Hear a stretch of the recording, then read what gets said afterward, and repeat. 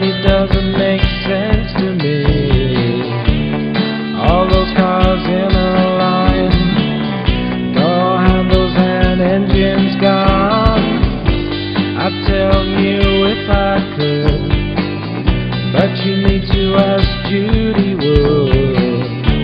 Before you accuse someone, you better make damn sure you know what was done. Where you gone?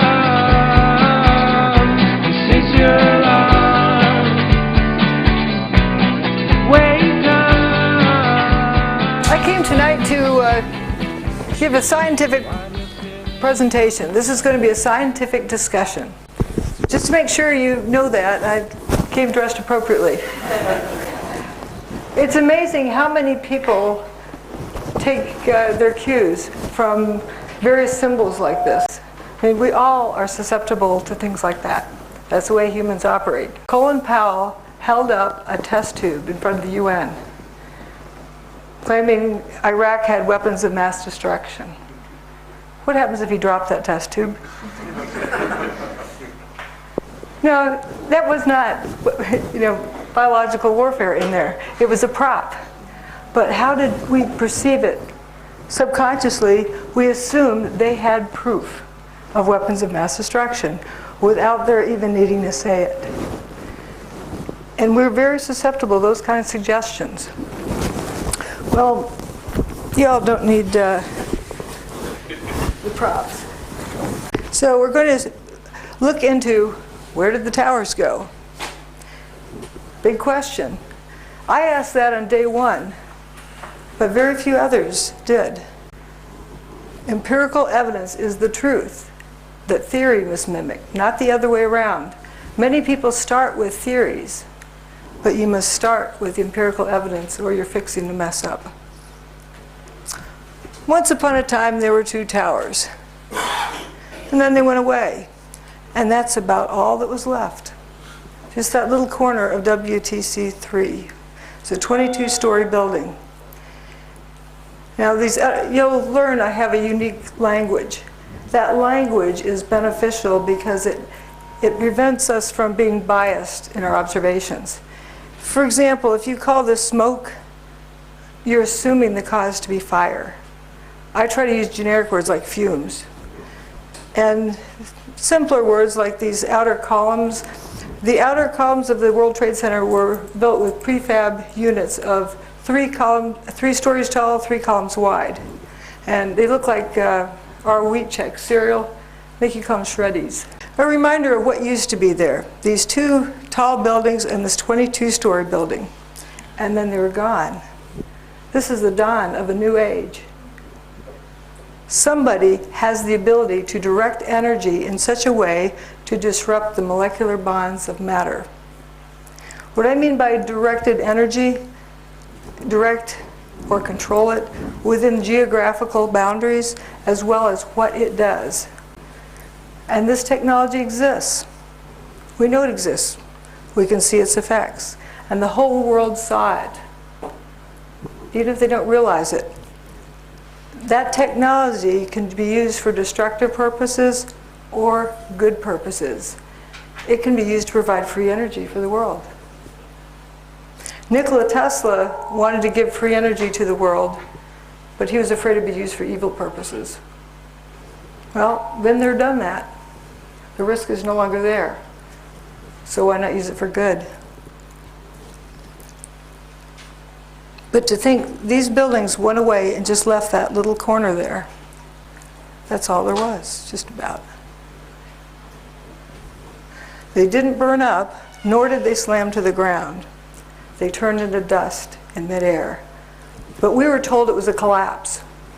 Collapse, pile, terror. Collapse, pile, terror. And people start seeing what they're told to see. But if you look at this carefully, this is frothing up. It's frothing up into dust.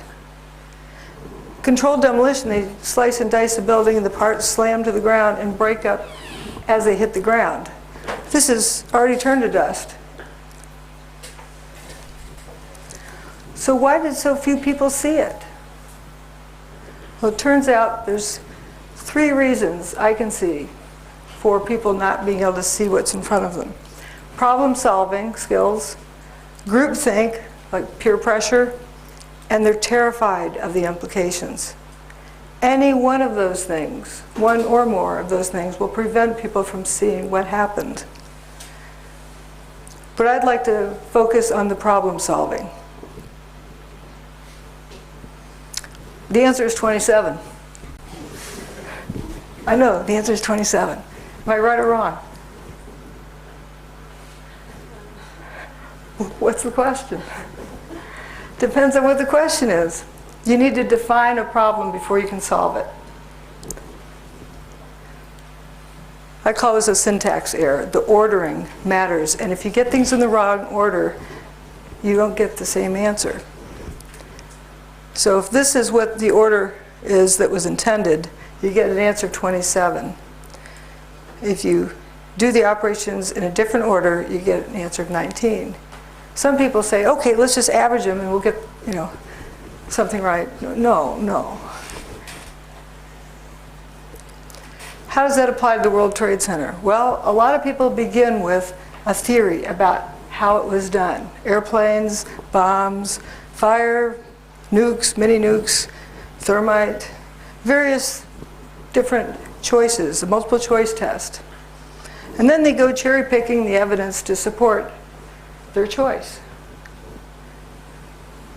But that's going to be a biased data collection, because what happens if it's something else? Something you've never seen before. Essentially what you're doing is taking a theory to determine what happened. That doesn't work. You need to begin with looking at the evidence. The evidence will always tell you the truth. The trick is not to be distracted away from what the evidence is telling you. So you collect data to determine what happened, and once you know what happened, you usually know how it happened. An example that happened a little over a year ago, there's this big hoopla in our media about this Casey Anthony trial, where they're accusing this mother of killing her child. I don't know if she did it or didn't do it, but the prosecution didn't determine what happened.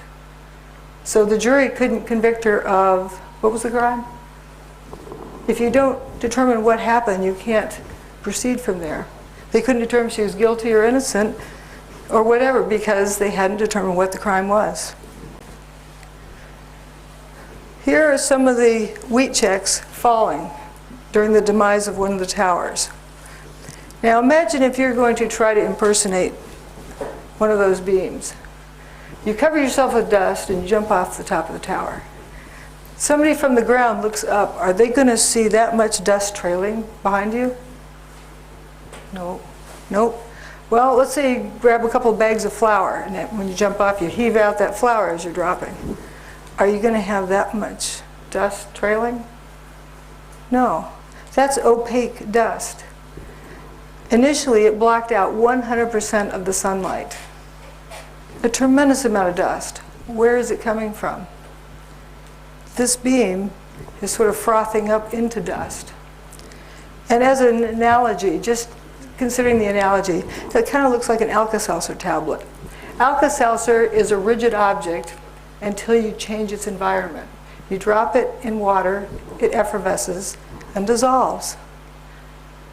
Well, let's say steel is a rigid object, and there's some sort of change you can put in its environment where it effervesces and dissolves. That's what that looks like. We don't need to know how it was done.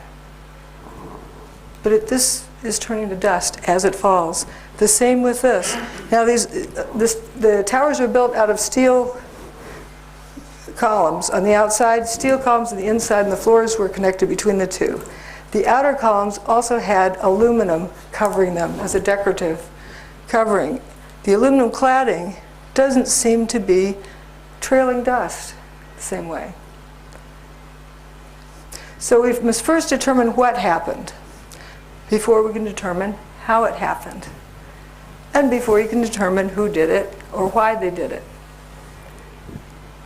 But we're going to focus on what happened. The towers didn't slam to the ground. How do we know that? If they'd slammed to the ground, there'd be over 1 million tons of stuff piled up. That didn't happen. And if they slammed to the ground, Manhattan would have been flooded. Why? The towers were built in the Hudson River with a dike around it. And if you slammed 1 million tons of building down on it, you would have ruptured it. And all the subway tunnels connect within it. And if it slammed to the ground, there'd be a seismic signal that would show that. That didn't happen either. These are the 3 biggest smoking guns. Then there's a whole lot of other different details that we'll get into as well. But I'd like you to focus on those first 3 things. The lack of debris, and the bathtub, the water kind of dike that held out the Hudson, and the low that wasn't destroyed, and the low seismic signal. Dustification, lather, various things, and toasted cars. Folks like that one. We'll have a break around in there. The lack of debris. Let's see what kind of material was left. Well, what was there to begin with? Here we have WTC-1 and WTC-2, and this 22-story building down here is taller than most buildings in a small town. Building 3. Let's say you go to work one day in Bankers Trust. Nice fall morning, late summer. And when you get in your air-conditioned office and look out the window, what are you going to see? You know, about the 20th story, you're going to look across the street. Oops, where'd the building go? That's Tower 2 that was right across the street. That's the remains of Tower 1. This is just a few days after 9/11. You could probably count up all the beams left there, and this is straight. Again, what was there? And now we're going to look out the other direction. Building 4's main body is here, but all that was left was the north wing. It's like it was sliced off.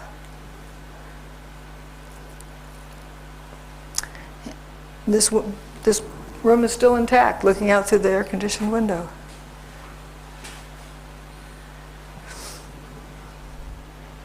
And the only buildings destroyed that day had a WTC prefix. That's pretty precise. Building 7 is over here, and the 2 towers have these holes in the missing material. The void in here, holes in this Liberty Street, and there are even holes in Vesey Street, and holes in Building 5. And of course, the main body of Building 4 went away. Another view of what was there, and folks often talk about Building 7 being announced prematurely collapsing and make a big deal of that. But oops, looks like One Liberty Plaza is going to collapse. It was announced to have collapsed, I think, at least 6 different times, and it became a running joke. Oops, One Liberty Plaza just collapsed again. Google that term, you'll find the articles. So people didn't know what was going on that day. Someone even said that the Empire State Building was hit by a plane. What I didn't appreciate is that when I spoke with some of the first responders, I said, well, did you notice something missing, like a building? And they said, well, we didn't know where we were. All the landmarks are gone and everything was the same color. But we're going to go down here on the ground, right in front of Tower 1. There's an ambulance parked right outside the front door. And we're going to look from the street level. There it is. The north wall and the south wall of Tower 1. At ground level, there's an ambulance. The ambulance doesn't even look clobbered. Where are all the steel columns? This picture, I believe, is from the day of 9/11. You have some steel outer columns stabbed in the ground over there, but this is just the aluminum cladding, the decorative outside of the steel columns. The very next day, this was on the news. Stephanopoulos is down in Lower Manhattan today. George, I don't know if you heard a little earlier me raise this question, which was actually raised by ABC's Jackie Judd as we look at these areas down below. and the video of where the towers used to stand and where is all the rubble gone. And have you been able to, is there any way you can answer that question? I'm sorry, Peter, I didn't get the question. Okay, I apologize. Jackie Judd and several other people keep asking us, when you look at where the towers used to stand, there is surprisingly so little rubble. Where did all the rubble go? It's a very good question, Peter, and I have asked some people who've been doing some of the rescue and recovery work this morning. If you look behind me, you can see the very remains, the skeletal remains of the World Trade Center.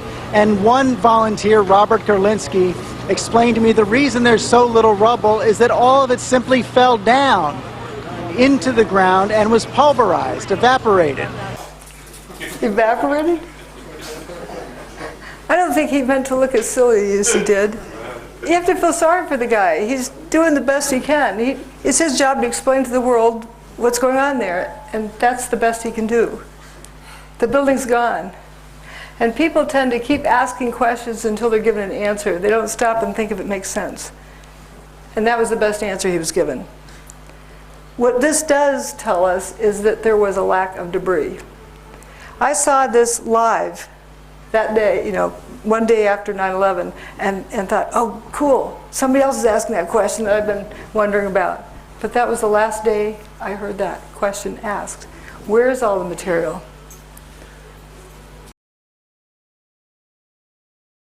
Richplanet TV is coming to a town near you. In May 2013, I will be travelling around the UK speaking at the following places: Gateshead, Glasgow, Leeds, Liverpool, Birmingham, Weston-super, Southampton, Reading and London. I'll be covering recent UFO reports, which is not to be missed, and exposing a range of issues you won't find discussed on mainstream TV.